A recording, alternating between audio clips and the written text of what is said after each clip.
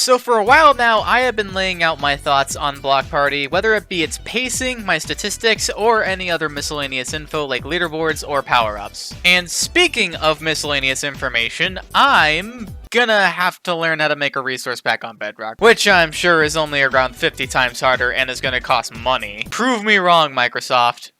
Prove me wrong. I also copied everything I had in my script and pasted it onto the forums, to which point it got immediately taken down due to the fact that I mentioned another server. Luckily for me, I saved the post itself and reposted it a day later, to which it was once again taken down. Only this time it was relocated into an archive, so, you know, progress. Their issue this time was that my suggestion covered too many topics and needed to be condensed into one topic and one topic only, which isn't great for me since I want to see so many things done. So with no other choice, there was really only one thing I could do. Take the most important thing I wanted to see and post about that. Because what? Was I going to make 15 different posts talking about each individual point? No. I figured I'd just stick to what was most important for now and see where things ended up after the official release. And when it comes to what I believe is the most important concern I have for the game, it is this brilliantly executed line. I would love to see the climax, round 25, of Block Party be achievable, while also not making it too easy to do so. This suggestion perfectly summarizes my deepest concerns when it comes to the production of this new Block Party, and it casts a wide enough net for plenty of interpretation. I want the climax to be achievable. In order to achieve it, you need to get there. In order to get there, you need to survive. But you shouldn't be gift-wrapped around 25 finish either, and in order to do that, you need to make the game harder. And there are a lot of ways to do so, most of which I've already talked about in the past, whether it be adding more asymmetrical maps, forcing the user to analyze every area on each map in order to find the best spots, make the best spots still require an acceptable amount of skill to make, whether it be color placement around the player, or the maximum distance between the furthest colors around the best spot on the map, with further distance being better, all the while keeping the map viability pool around 1.5 spots per floor, aka leaving the majority of maps on speed 11 and speed 12. This is Block Party done correctly, giving the player a challenge to overcome, but also making it reasonably accomplishable. Just learn the spots and practice your reactions, and in no time at all, you'll be consistently owning the lobbies you play in. But one of the problems that come with that last sentence is that when it comes to a game like Block Party, there is one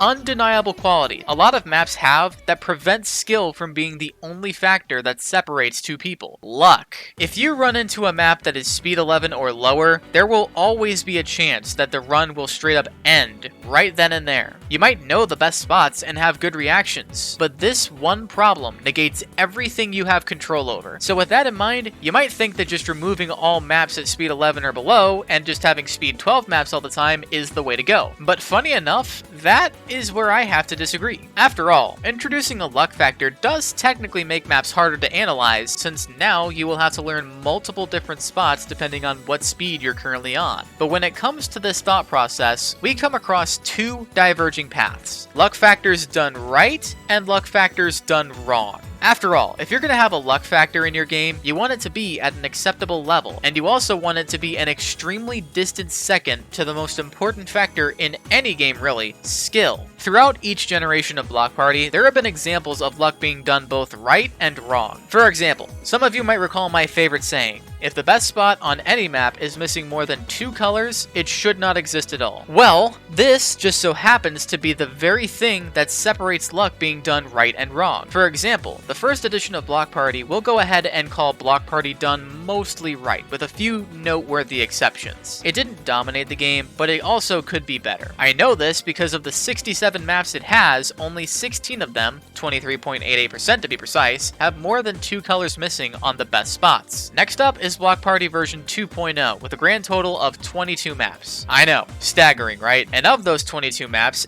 8 of them, 36.36%, have this issue. One of these 8 only having 60% of the colors on the best spot, and another 3 missing over 50%. This is the single biggest reason why this version of Block Party is the most luck-based, and it's not even close. The third version of Block Party, with a grand total of around 147 maps, and you're gonna love this, 5 maps, 3.4%. This is Block Party at its best. Luck is an extremely distant second compared to skill, and thanks to a lot of challenging maps, also fits my greatest suggestion to the letter practically. It is more than achievable enough to get to round 25, but provides extremely reasonable roadblocks to get there without many outside factors affecting the chances. So if there is anything you should take away from this video, it is that luck is important, but it's also important to have it done right. Under no circumstance should that percentage be any higher than 15%. Really, I want to say 10%. Otherwise, you're introducing unhealthy levels of luck, and while I do believe it would be ill-advised to remove luck entirely, it's still important to learn from our predecessors to forge the ideal tomorrow. That's all I got for you today. Thanks for watching, and have a great day.